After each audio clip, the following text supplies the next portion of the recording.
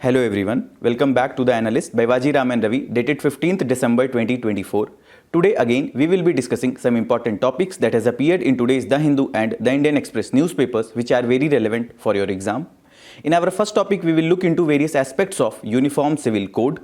Then in our second topic we will look into various dimensions of One Nation, One Elections.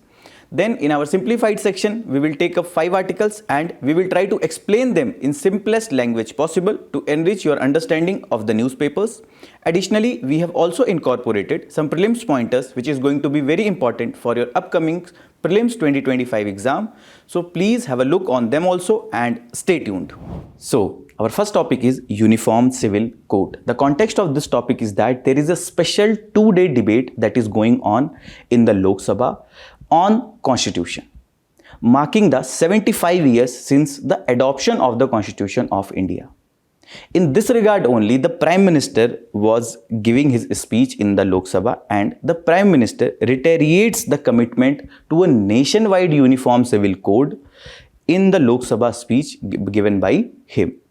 This particular topic pertains to syllabus of your GS paper 2, fundamental rights and directive principles of state policy.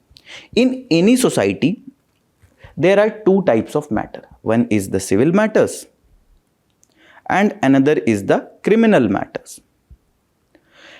So at this point of time in India, if a person is committing murder or let's suppose he or she is committing theft or any criminal wrong, then he or she will be subjected to BNS, which was earlier the IPC, or BNSS, which was earlier the CRPC. He will be punished according to these acts. But if we talk about the civil matters, which includes the matter related to marriage, divorce, or the maintenance, there are different personal laws which are governing the different religions or some of the religions. So what we can say that irrespective of the religion from which a person belongs to, there will be no differentiation, there will not be any differentiation in criminal matters. Everyone, irrespective of their religion, will be subjected to same laws of the land in criminal matters. But that is not the case in the civil matters. Here, the different personal laws are governing the civil matters related to marriage, divorce, maintenance, inheritance, adoption, or the succession of the property.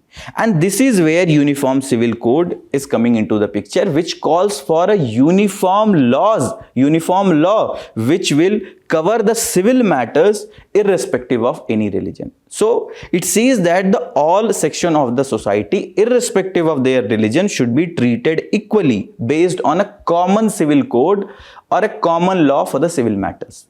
It is based on the premise that there is no connection between the religion and law in modern civilization. Religion is altogether different and law is altogether different. Law should be based on rationality.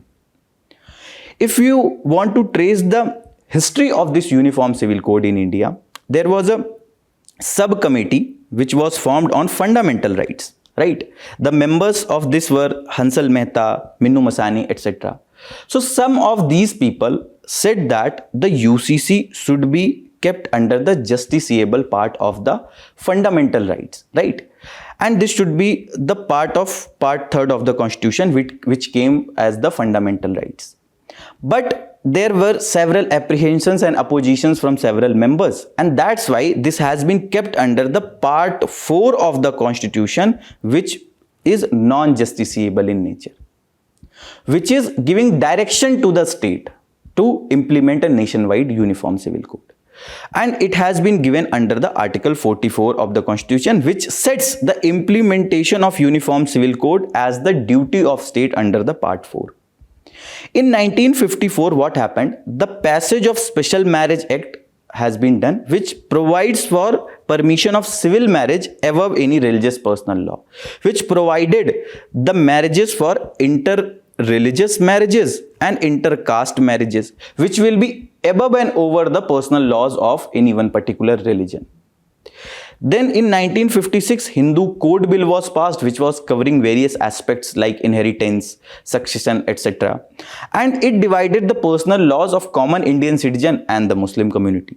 Then Rajiv Gandhi government has whatever the measures they have taken after the Shah Bano case, that has actually widened the difference in the civil rights. Because in the Shah Bano case, which we will discuss also in the later part of our discussion, Supreme Court gave a judgment, but the government overturned that judgment with the act of the parliament. In 2003, the president, Dr. Abdul Kalam, supported this idea of uniform civil code, and in the subsequent years also the Supreme Court has asserted the need of the nationwide uniform civil code. For example, in 2017 Shaira Bano case, in that case also the Supreme Court said that Parliament should enact a law covering the uniform civil code. So what was the issue of UCC before 1947, before the independence? The Lex Loki report of October 1840, which actually tried to codify the laws in India. It said that there is a necessity of uniformity in codification of Indian law relating to crimes, evidence and contract. But they again said they did not support the idea of a uniform law, uniform code covering the civil matters. In 1859 Queen's Proclamation, they again promised the absolute non-interference in religious matter. Now think that what should be the possible reason of that. But as the Britishers were somewhat more rational, but why they said that there will be an absolute non-interference? The main reason for that is revolt of 1857. Where one of the important reason why this revolt of 1857 was the undue interference by the Britishers in the religious matters, in the personal matters. For example, it was considered by the society that abolition of sati was one such undue interference. So Britishers thought that if we will interfere again with a common civil law, that might further alienate, that might further disturb the social cohesion, that might further create the law and order situation in the country in that time. And after 1947, as we have said, that some members of that subcommittee on the fundamental rights supported that idea. Apart from that, members like Jawaharlal Nehru ji, Dr. Ambedkar again supported an idea of uniform civil code. They pushed for that also. But again, due to apprehensions and oppositions from some members, that it has been kept under the Article 44, Part 4 of the Constitution, which provides the implementation as the duty of the states. So what are the important cases related to uniform civil code? First is the Shah Bano Begum versus Muhammad Ahmad Khan 1985 case, where the right of Muslim woman to claim maintenance from her husband under the section 125 of CRPC, even the expiry of the iddat period, right? So the Supreme Court said that as the Hindu women have this right of the maintenance under this section 125 of CRPC, same have a Muslim woman. This section 125 has now become the section 144 under the BNSS. Iddat period is a short period that woman has to go after she has taken the divorce. So here again the Supreme Court emphasized on a uniform civil code that calls for removing contradiction based on the ideologies of any one particular religion. Then again, in 1995, Sarla Mudgal versus Union of India case, Supreme Court said that the Hindu husband cannot convert to Islam and marry another woman without dissolving his first marriage. And why the Supreme Court said this? Because the aim is to prevent the fraudulent conversion which was done to go for bigamous marriages. That if a person cannot marry more than one person by being the part of Hindu community, he will convert to the Muslim community and then he can go for polygamy or bigamous marriage. So Supreme Court said that such fraudulent conversion, the aim of which is only to do the polygamy or bigamous marriages, such fraudulent conversions should be prevented, and that can be prevented by a proper uniform civil code made by the Parliament. In Shaira Bano versus Union of India case 2017, it again declared the practice of triple talaq as unconstitutional and violative of dignity of the Muslim woman, under the Article 21, means the Article 21 is being violated, which ensures the right to life, or in a way dignified life. And equality of the Muslim women, means it is also violating Article 14 of the Constitution, that is the fundamental right. And the Supreme Court also said that Parliament should enact a law to regulate the Muslim marriages as well as divorces. So what are the arguments in favor of the Uniform Civil Code? First is obviously that the experts or the persons who support this idea of Uniform Civil Code says that it will help in promoting the gender equality. Because in some cases what we have seen that there are some religions where there are discriminatory personal laws. For example, let's suppose there is a woman, okay, let's suppose this woman B, who belongs to any particular religion A. She does not have the right of maintenance, right? But let's suppose there is a Hindu woman, okay, who or she has this right of maintenance under the section 144 of CRPC. Isn't we discriminating between these two women just because this particular woman belongs to any other religion and this particular woman belongs to any other religion? So this shows that the Article 14 is being violated, okay? And this woman belonging to any one religion may face difficulty in getting a dignified life, may face difficulty even to fulfill her basic necessities.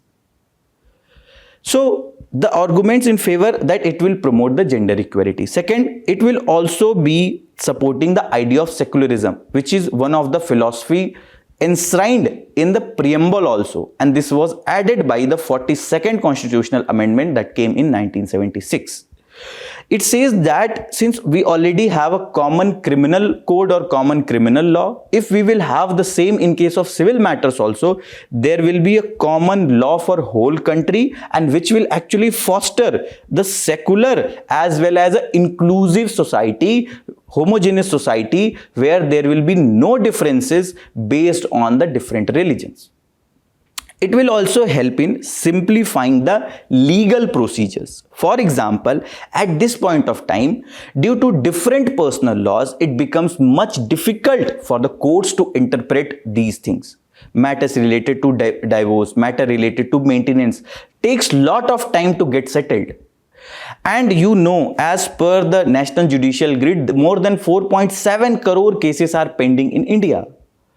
So if we will have a simplified common civil law, it will also help in an efficient justice system, where justice can be done swiftly, where there will be low pendency of the cases in various courts.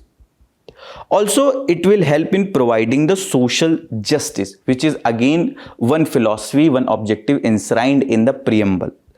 That because there will be equal legal treatment of all the women belonging to any religion, and which will actually eliminate the potential for discrimination between two women belonging to any two different religion. Also, it will foster the national integrity, because there will be a common law for all the religions, for all the parts of the country, and that will act as a binding force between the different parts, between the different religions of the country, and which will also act as a sign of modern progressive nation.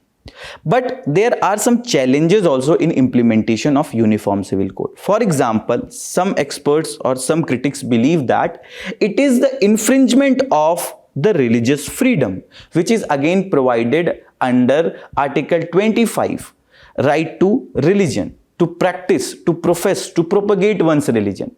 So if there is an influence or there is an interference in the personal laws, in the personal matter, so some critics believe that is against the right to freedom of religion under the Article 25 provided under the Fundamental Rights Part 3 of the Constitution. Some people also believe that it is against the cultural diversity. Means, for example, there is matrilineal inheritance system in Khasi tribe of Meghalaya, where the descent and the inheritance is subjected to the mother side rather to the father side, which is generally happens in the normal circumstances. So this homogeneity which the common civil law or uniform civil law wants to bring may impact the diversity, may impact the cultural practices. Also, it can lead to social disruptions, and further it can lead to communal violences. For example, as per some of the studies done, for example in 2021, there was this Pew Research Center survey which was done, which said that 84% of Indians consider religion as very important aspect of their life. So there might be a case that if the government will push for a uniform civil code, some critics believe it can disrupt the harmony in the society. It can disrupt the social cohesion in the society, and this may lead to communal violence, which may create the law and order situation. Again, the complexity of the implementation, because there are a lot of personal laws, and to ensure that there is a proper integration of and respect of values of the all religions, the drafting, codifying and harmonization as well as rationalization of all these laws will become a very tedious task. Also, it is more than the laws which are required. For example, Hindu Inheritance Act provided the inheritance right to the women, but to what extent they are being provided to the women? So the question is that more than the laws, we need to address the patriarchy. We need to address the gender stereotyping. We need to address the proper implementation of the laws which are already in place. If we will do that first, it will be better for us to go for a nationwide uniform civil code in the later part of the time. So what should be done? So first, there is need for the consensus building, that there should be more discussions and deliberations that should go on between the stakeholders. Obviously, for example, the Global Gender Gap Index, in which India's rank is 129 out of 146 countries. And one important factor that why our rank is so poor in that is obviously because of the lack of proper rights to the women. So if we want to go for the uniform civil code, we need to consult, we need to deliberate with all the stakeholders. For example, religious leaders, for example, the state governments, for example, the civil society organization and NGOs. We need to address the apprehensions of everyone. Then it would be much easier for us to implement a nationwide uniform civil code. Also, unity is more important than uniformity. In a very hurry or in haste, if we have gone for a uniform civil code, that might disturb the unity and integrity. So it is more important to keep our unity intact rather than only for focusing on the uniformity of civil laws across the country. Also, we need to strike a balance, means we can go for eliminating only those practices that do not meet the constitutional standards in the first go, and then we can think of going for a nationwide uniform civil code. Also, we can go for a high-level committee for the eminent jurists or under the eminent jurist, which can give us a good idea that what should be the way forward, which can give us a good idea that how we should approach for a uniform civil code, a nationwide uniform civil code. For example, in the case of one nation, one election, okay, which is our second topic which we will be discussing, former President Shri Ramnath Kovind ji, under him there was a committee which was formed and they gave some rational recommendation, and based on that government is going to implement probably the one nation one election. So that is the thing that can be done with the uniform civil code also, that there can be a high level committee which will give us good insights, good idea, and which will be very important, which will be very significant in implementing the idea of uniform civil code. Also, the awareness and the sensitization programs. Since religion is a very significant issue, very sensitive issue in India, so we need to ensure a very delicacy while dealing with this matter. So until and unless all the apprehensions of the people addressed properly, there might be a case that this can be misused for vote bank politics. This can be misused for garnering some political support. So our duty should be, our focus should be, first address the apprehensions of the people. First, spread the information properly. First, ensure that everyone is on board on the same ship. and then we can go for implementing this uniform civil code, and that will be very much beneficial for a united, inclusive society. A mains practice question that you people can write from this topic is that India is a diverse country with multiple religions and customs. In this context, examine the challenges and opportunities in implementing a uniform civil code. So, our second topic is One Nation, One Election. The context of this topic is that One Nation, One Election bills is going to be introduced in Lok Sabha tomorrow. This particular topic pertains to syllabus of your GS paper 2, Federalism, Elections, Government Policies and Interventions. So, this draft One Nation, One Election bill is going to be presented in Lok Sabha, and this has came into the picture after the recommendation of our former president Shri Ramnath Kovind ji. A committee that was formed under him, they gave recommendation, the roadmap for One Nation, One Election or the simultaneous elections, and it has been passed by the cabinet, and now it is coming at the draft stage in the Lok Sabha. So this simultaneous elections or One Nation, One Election mainly calls for the elections of the Lok Sabha and the State Legislative Assembly at the same time. But if you look into the history of it, in year 1951-52 till 1967, we had the simultaneous elections. However, due to premature dissolution of state assemblies, notably in Haryana and Kerala, also in 1970, the Lok Sabha was dissolved before completing its term, and this has actually disturbed this simultaneous elections. But if you look into this Law Commission of India 170th report that came in 1999, it advocated for simultaneous elections, and it said that it will help in addressing the administrative issues and the governance disruptions that came after every election due to implementation of model code of conduct. It will also help in cutting the election costs. Then this Parliamentary Standing Committee 2015 report, it again said that it emphasized on the positives of the One Nation, One Elections. And then Niti Aayog 2017 report is again gave the roadmap for implementation of One Nation, One Election. So what is the recommendation by the committee? It said that in the first phase, we will go for simultaneous Lok Sabha and state legislative elections. Then in the second phase, we will also try to integrate the local elections, that is elections of the panchayats and the municipalities, that should be done within the 100 days of the general elections. That will ensure that there is a simultaneous elections of Lok Sabha, of the State Legislative Assembly, and obviously of the panchayats as well as the municipalities. So what are its positive? First is that it will help in reducing the electoral expenditure. For example, in the 2024 Lok Sabha election, the cost of conducting that election was almost 1.35 lakh crore. And it has happened in the starting phase of the 2024. And few days back, we have seen the election has concluded in several assemblies like Maharashtra, like Jharkhand, etc.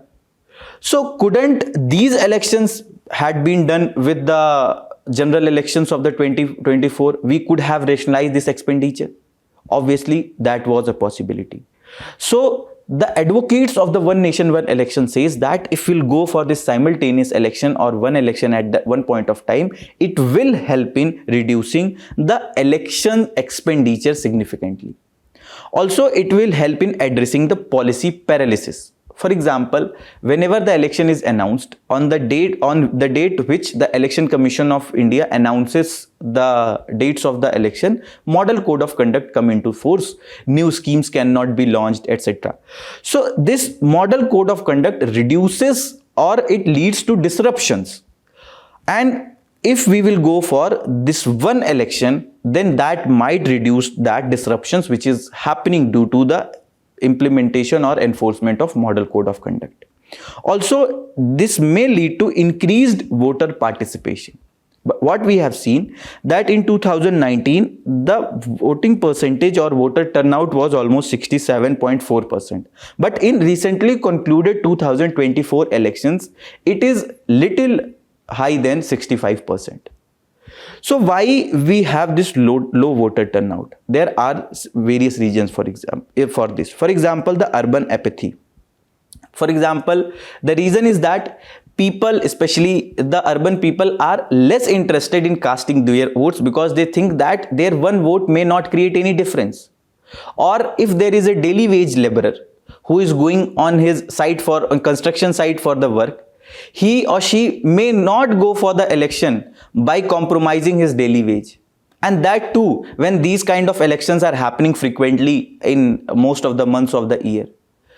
So if this elections are going to happen at one day, this person who is going for daily wage, he might take 1 hour time and he may go for casting his vote.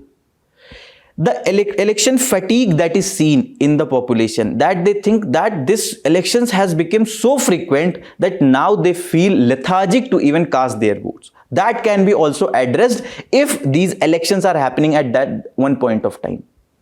Also, it have larger economic benefits. For example, the Ramnath Kovind committee itself said that it can actually lead to 1.5% higher GDP growth in the next year if we compare it with the preceding year when this one nation, one election will be implemented. Also, it will help in improved election monitoring. For example, there are various electoral malpractices that happen.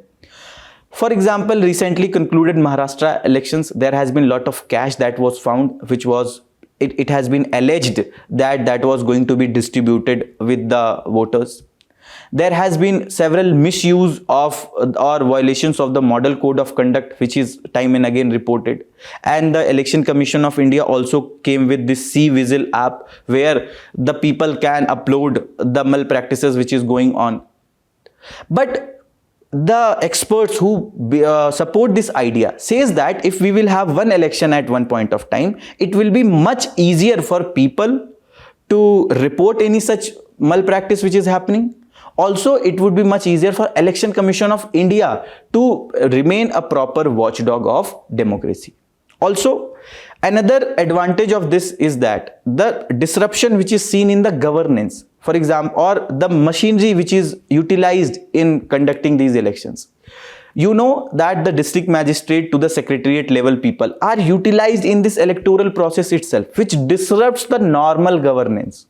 That I don't know whether any of you have this experience or not, that during this phase of elections, it becomes very difficult to complete any task or to get any particular task done by the government offices because they are already very much consumed, already very much busy in conducting these elections, and their priority is to conduct free and fair elections first.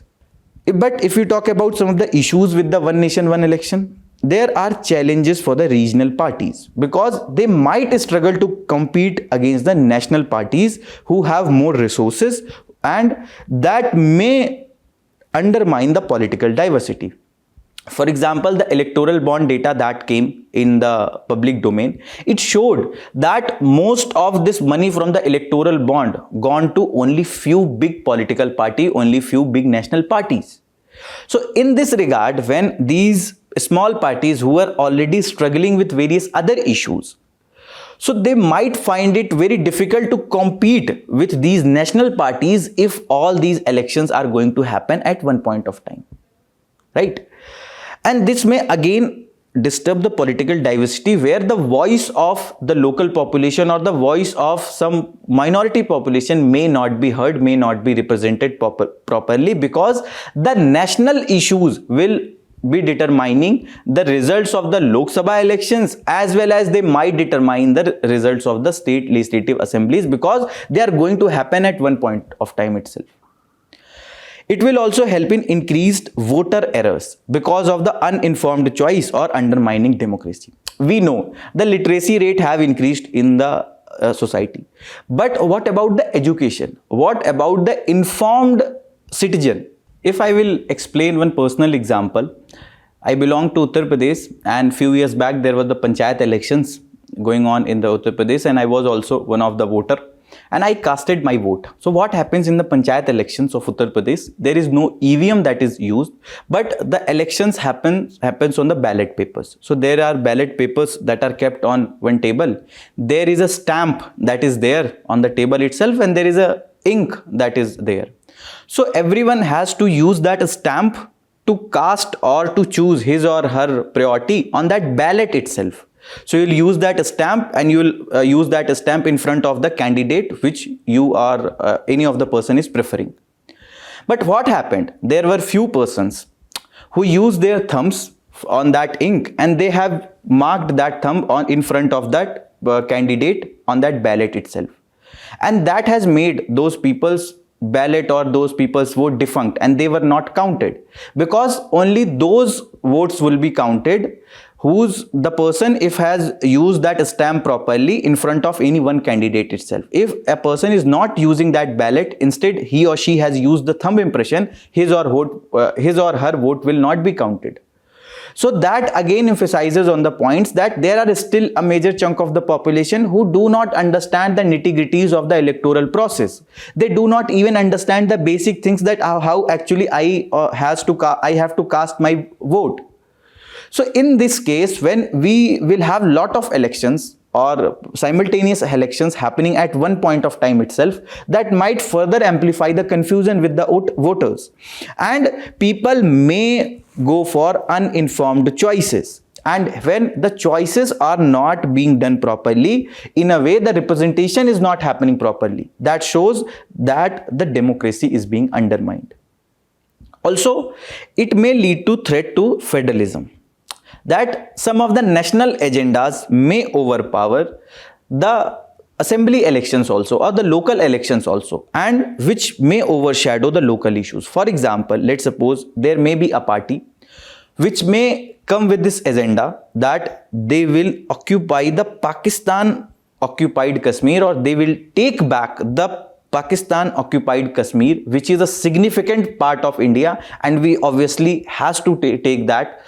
So if there is a party which said in its manifesto, we have to take we will take back the POK. Now there might be a case that since this is such an important aspect, such an important national agenda, the state legislative elections may also be determined based on this national agenda. And there might be some local issues like lack of proper water, the drought-like conditions, and which is hampering the agricultural productivity, or lack of proper education and health facilities, which is more of the local issue, which might get representation in or which might get a voice in the state legislative assembly elections or the panchayat elections. But since all these elections are happening at one point of time, everyone may have this thinking that since this national agenda, which is very important, it should be our duty to prioritize this over all these local issues, which might lead to overshadowing of the local issues. Right? Also, it may lead to logistical challenges. For example, to arrange so much of VVPATs and EVMs, which may again lead to lot of cost. Also, the arrangement of such security forces, and to manage that law and order to such a larger extent, to conduct elections in all the constituencies, especially in some of the sensitive areas, that will create the logistical nightmare. That may create that logistical nightmare. Also, the constitutional concerns, that there will be amendments needed to the Constitution Representation of Peoples Act 1951, and also the committee under the Shri Ramnath Kovind ji has also recommended some of the amendments which has to be done. They have also recommended some articles which needs to be inserted, but since this is more in the draft stage, that's why we haven't considered that in our discussion today. Probably when this bill will be passed, then it will be more prudent for us to look for those amendments which has been done, and it would be also prudent for us to look into those articles which has been added in the constitution through the Constitutional Amendment Act. Also, the one nation, one election might undermine the accountability, because there will be fewer opportunity for the voters to express their dissatisfaction. For example, if there is a general election happened and the working of the Lok Sabha, the party who won the Lok Sabha elections was not very good, so the voters can show their dissatisfaction by giving the poor results to that party in the state legislative assembly election. But if all the elections are going to happen at one point of time, the accountability of these people who are getting elected, that might get reduced. Because people will have only one choice once every 5 years, until and unless there is a premature dissolution that is happening of any one assembly. So what is the way forward? First, the proof of concept can be used, that on the pilot basis, we can go for one nation, one election in the General Assembly and some of the union territories to look into its impacts, that what are the issues that are coming and what are the possible solutions. Based on that, we can address those issues, and what is the voting pattern, what is the voting behavior, and whether the participation of the people is increasing or not, whether we are getting some logistical challenges, and based on that we can go for a nationwide one nation one election in all the states, union territories, as well as the general election at the national level. And here the benefit would be that electorate size will be small, and it will be simpler to go for that election as compared to a nationwide full-term simultaneous election. Also, the flexible elections cycles needs to be provided, that will help in regional synchronization and gradual alignment. For example, if there is tomorrow, if one nation one election is going to be implemented, let's suppose, so if any assembly which has just completed 2 months, it wouldn't feel very good, it wouldn't feel very right to dissolve that assembly and again go for the elections. So what we can do, that we can slowly and gradually try to align the state legislative assemblies with the general elections. For example, if there might be a legislative assembly which has 6 months or 8 months left, that might be aligned with the national elections. Slowly and gradually we can increase it to 1 or 2 years of the remaining period left, they can be aligned, and then we can go for this whole nationwide elections. Also, the digital electoral management practices, that can be made, and that will help us in ensuring that there is a comprehensive platform based on the blockchain technologies, and that will make it much easier to manage the whole electoral process as well as to manage the voters and the simultaneous elections. Also, we need to strengthen the federal safeguards. For example, the mandatory regional debates can happen. That generally happens in the US, and that is one thing that is generally liked by the various experts in India also, because that shows that what is the vision of that person who is contesting the elections, what he or she is going to do for the electorates, for the people. So these kind of regional debates, if start in India, that will make our democracy more participatory, that will help in more informed choices by the people. And there can be tailored funding caps, okay, that what amount of funding a particular party can get, and based on that will actually help that some of the smaller party and regional party can also get some of the funds, which is very much important, especially for contesting elections. Also, there might be AI powered resource elections based on the predictive analytics, that what amount of the resource should be given to any one particular party, okay, and some of the things like Indrajit Gupta committee said for the state funding of elections, similar things can be done so that the issue of this resource constraint that can be addressed with the smaller parties. Also, the decentralized election monitoring. For example, as of now, mostly it is being monitored at the state level or the central level. So we can have some decentralized election monitoring. So that malpractices which is going on, that can be addressed to a larger level. We need to ensure the citizen engagement.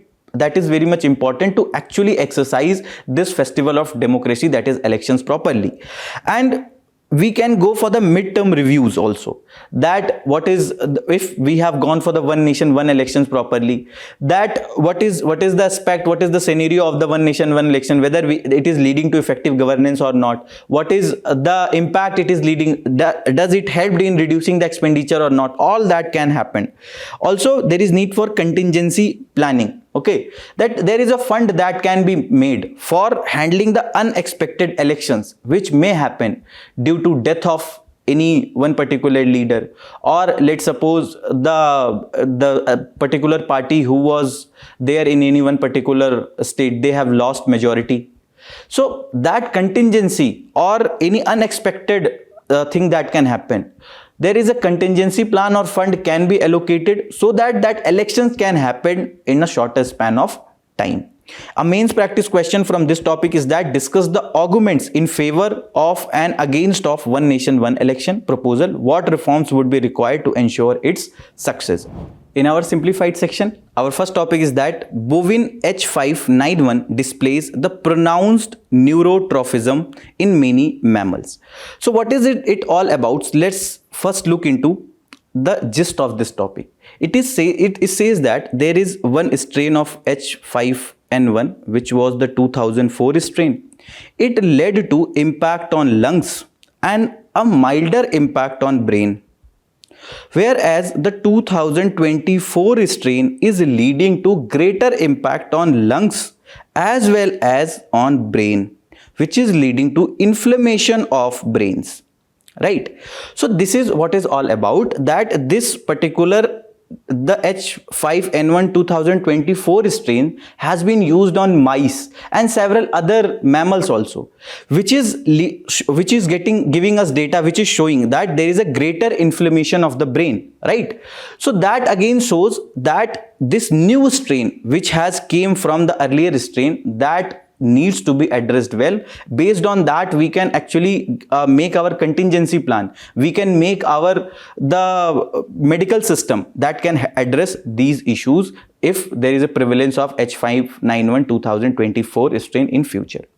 If you talk about this particular topic, this pertains to your GS paper 3 science and technology part, and this has appeared in today's The Hindu page number 1. So this H5N1 is a type of influenza virus, and often it is referred to bird flu, right? And it primarily infects the birds but can also spread to other animals including humans. The H5N1 refers to the specific proteins that are on the surface of the virus.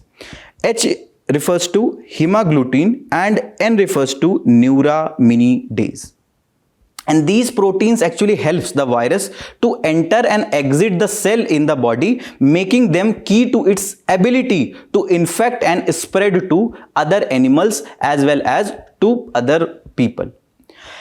And this 2004 strain versus 2024 bovine strain, okay, which is impacted majorly the cattle. The difference was about that the 2004 infection infected the lung, and versus the brain inflammation which is highly seen in this 2004 strain. And we have talked this has been well covered in the mice and the mammals. Also, this H5N1 clad 2.3.4.4 has caused the widespread infections over 90 species of wild and domestic birds and more than 21 mammalian species including the human infections, which again brings us to the points that this is one such disease, this is one such epidemic which might spread to the larger population at any point of time, and it needs a proper contingency plan. Unlike the earlier virus, this bovine strain successfully replicates in the respiratory traits as well as the various regions of the brain in mice. What we have seen in the case of COVID-19, that most of us has taken the vaccines, still we were not very prone with the impacts of the COVID-19. We were not completely immune from further strain of the COVID-19 because virus keeps on changing itself. The new strains are coming. So here that is happening in the H5N1 case also. And it is a highly contagious among birds and can be deadly for them. Also, in some cases, virus has jumped from birds to the humans and other mammals. The mice which was exposed to this 2024 bovine isolate exhibited clinical signs consistent with the central nervous system infectious viruses detect in the brain tissues. Already you people would be aware of the fact that some of the vaccines are also used on the mice to check the impacts of this on the mice, whether and before directly being used on the human population itself.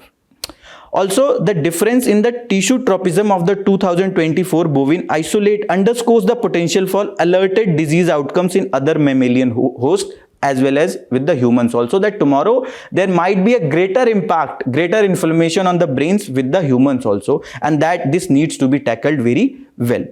So if you talk about the prelims pointer, it is the strain of avian influenza affecting the birds and the mammals. It is spread contact with the infected birds of the droppings.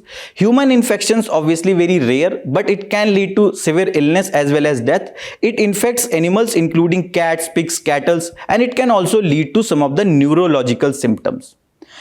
And it has spread globally, affecting the wild birds and the poultry. The mutation of H5N1 concerns about the increased human to human transmission, and with the changing strains, this has further led to alarming situations. In our next topic, it is about the non-performing assets. So here the Indian Express has gone for one RTI where the top 100 defaulters accounted for 43% of total NPAs, over 4 lakh crore in total. So what this RTI revealed, that there are a small chunk of the corporates or the companies who comprises the significant chunk of the non-performing assets in our banking system. This particular topic pertains to syllabus of your GS paper 3, growth and development, banking sector and non-banking financial companies. Newspaper, it relates with the Indian Express, and this has appeared in today's page number 13. So what, if you talk about the basics, what are the NPAs or the non-performing assets? So what happens, let's suppose this is a bank and you have deposited 100 rupees to this bank. This 100 rupees is the liability of the bank. This bank will have to pay this 100 rupees. But what happens, this 100 rupees, the bank is giving you 2 to 3% of interest rate on this. But this bank will not keep that 100 rupees with themselves, because from where they will give you this interest when you will ask this money tomorrow. So they will keep some part of this money with themselves, and then rest part, let's suppose 70 rupees, they will lend to some person who is in need of money.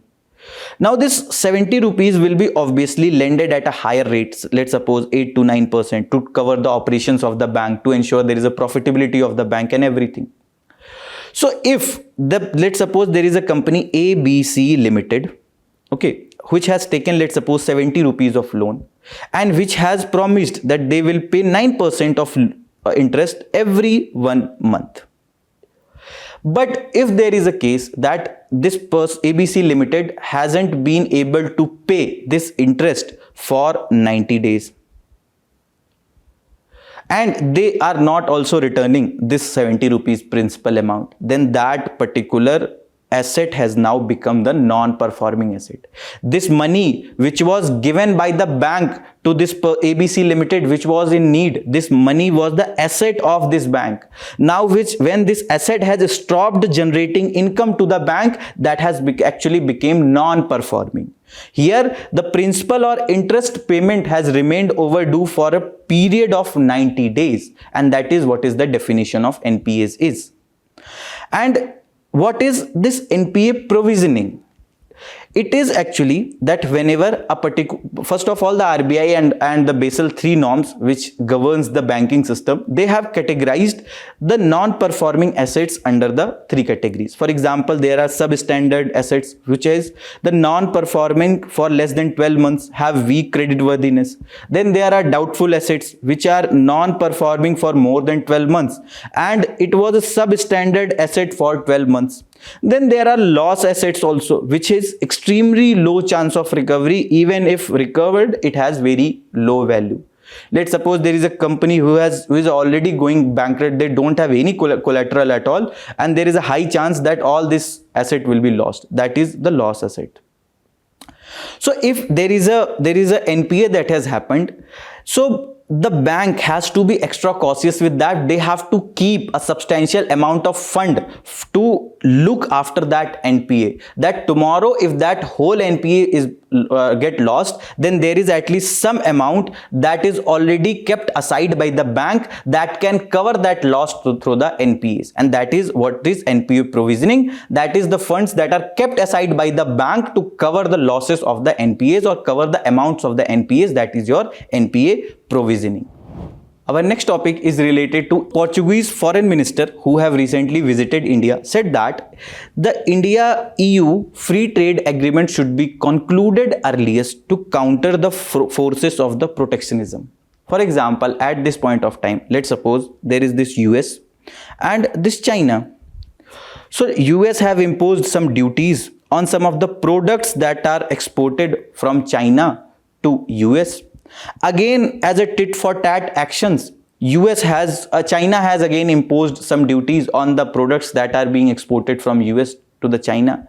So every country wants to protect their own industries, okay, so that the cheap quality of export products do not enter that domestic territory and domestic production could be increased.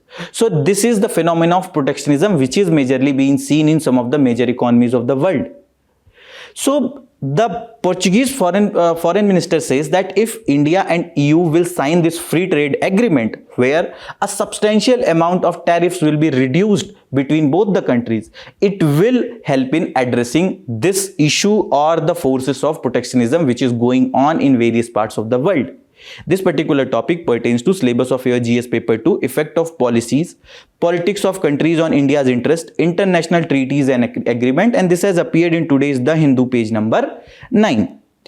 So the context is obviously that an early conclusion of India-European free trade agreement is necessary to counter the global trends of protectionism and transactionalism. Transactionalism, which is again has been focused, that has been more in focus after the globalization, which is leading to export and import of the goods and services at a higher rate as compared to what it was earlier. So this preferential trade agreements here, both the countries or the countries who are signing or group of countries, they lower but not eliminate the barriers among the members. They may go for a positive list of products, and under this product or the products under this positive list, the countries may eliminate the tariffs between them. Then there is a free trade area where they eliminate internal trade barriers, but they maintain the independent external barriers. For example, let's suppose India-EU FTA, let's suppose tomorrow gets signed. So there will be a negative list where this free trade agreement will be not applicable. On the rest of the products, there will be low or almost negligible tariffs between both the blocks, that is India and EU. Why this is being signed? To increase the trade between both the countries, right? So that the products which are where the production capacity is good in India, that can be exported to EU. The products where the production capacity is high in EU, that can be exported to India. To increase the trade between both the countries, it is going to happen. So what is here? They are eliminating the internal barrier between themselves, but they are keeping a common barrier with the external people, with the rest of the countries. Then we have the custom unions which eliminate the internal barrier, although also they agree on the common external barriers, that they will also keep a same amount of tariff with the rest of the world or some of the countries. That is your customs union. Then we have the common market which eliminate internal barriers and also adopt the common external barriers. Means they will have same or negligible amount of tariffs between themselves, and they will try to ensure that there is the same amount of tariff they are applying to the rest part of the world. It also allows for the free movement of resources, that is labor, capital, among the member countries. Then we have the economic union which eliminate the internal barriers, adopt common external barriers, and there is free movement of resources, and a uniform set of economic policies is being followed by the members of these trade blocs. For example, the European Union. Then if you talk about the full integration, that is what we have seen in the case of United States, which has happened between the different states of the USA. If I will give a very basic example that with which you people can relate. Let's suppose there is this person A and this person B, and they have just started talking. So in the first stage, they might share their Instagram IDs or their Telegram IDs. Then in the second stage, they will go for sharing the contact numbers, right? So where they have shared just the Telegram IDs or the Instagram IDs, that is the preferential trade area, you can say. Then they have exchanged the phone numbers, they have started talking. Now they may go for the video calls, then they may go outside together. Okay, I have used this A, B person, they are the gender neutral, I haven't used the word male or female. So that is what is happening. That degree of integration between the two blocks are happening between one country and the another country. Then in our next topic, extra long staple cotton imports rebound. The context is that India's import of Supima cotton exported by the US is rising following the withdrawal of import duty on this extra long staple cotton earlier this year. This particular topic pertains to syllabus of your GS paper 3, cropping patterns, agricultural resources, and this has appeared in today's The Hindu page number 10. So what are different types of other types of cotton? One is staple cotton, which have short fibers commonly used in textile and fabrics. Then we have the upland cotton, which is also called as Gossypium histum, and they are the shorter fiber, and 90% of global production is happening in this upland cotton itself. Then we have the Pima cotton, which is long, smooth and silky fibers, more durable than the other cotton types. Then we have the Sea Island cotton also, which is naturally dark in color, long strain and silky fibers, making it soft and durable. So what is happening, you have to understand that earlier there was a high duty that was being imposed. So that was the reason that we have seen a decline of the imports of this Supima cotton. But due to the less availability of this kind of cotton in India, and that is hampering the production process of the textile industries, India has reduced these duties, and now we have seen surge or rebound in the imports. If you talk about some basics of the cotton, it requires 21 degrees Celsius to 30 degrees Celsius temperature, 500 to 800 mm of water during the growing season, and water logging should not happen. At least 6 hours of direct sunlight should be also provided to this crop. And there is a need for effective pest and disease management, which is very crucial for healthy crops. The soil types under which it can be grown: well-drained, deep alluvial soils in northern region, variable depth black clay soils in central region, and mixed black and red soils in the southern region. For example, this pink bollworm, which is one of that worm pest attack which was impacting the productivity of the cotton at a higher scale, which has been addressed by the coming of the BT cotton, etc. So the crop is very resistant to even the slightest changes in the temperature, even the slightest change in the environment. If you look into this map, it shows the major areas where cotton is growing, and Gujarat is one of the highest growers or highest cotton producing state in India. Then in our next topic, it is about that South Africa Parliament impeaches the president over martial law fiasco. So what happened? The president of the South Korea actually went for a shorter period of martial law, which has impacted the South Korea to a larger scale. And in this regard only, that this misuse of power, the parliament has impeached the president. And this particular topic, if you talk about the martial law in Indian context, in Indian constitution, this pertains to your GS paper 2 fundamental rights, and this has appeared in today's Indian Express page number 14. So the martial law in India is borrowed from the British common law. Okay, the meaning of martial law is actually the military rule, right? And there is an implicit provision in the Constitution of India under the Article 34 of the Constitution. Main aim of this martial law is to restore the law and order situation which has arisen, that may have arisen due to war, invasion, insurrection, rebellion, riot, or any violent resistance to the law. And it provides abnormal powers to the military of India. Although it hasn't been applied since independence till now. If you talk about the differences between the national emergency and the martial law, the national emergency was taken from the Weimar Constitution, whereas the martial law is taken from English common law. The scope of impact, that fundamental rights, center-state relations, the legislative powers, as well as the parliament tenure is impacted by the impact of national emergency under the Article 352. Whereas the martial law is only impacting the fundamental rights for the time being. The governments and the courts continue during this national emergency, but it is suspended in the case of martial law. If we talk about the ground of imposition, the war, external aggression and the armed rebellion are some of the grounds on which national emergency can be imposed, right? Then this breakdown of law and order, this is again a very important ground of imposition for the martial law.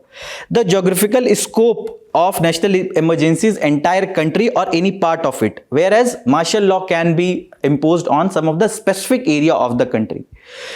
The Article 352 has been explicitly provided for the national emergency and it has been already imposed also. Whereas this martial law is implicit, the features of the martial law or the provisions of the martial law can be traced to Article 34 of the Constitution. This was all from today's Analyst. Thank you very much. All the very best. Keep studying.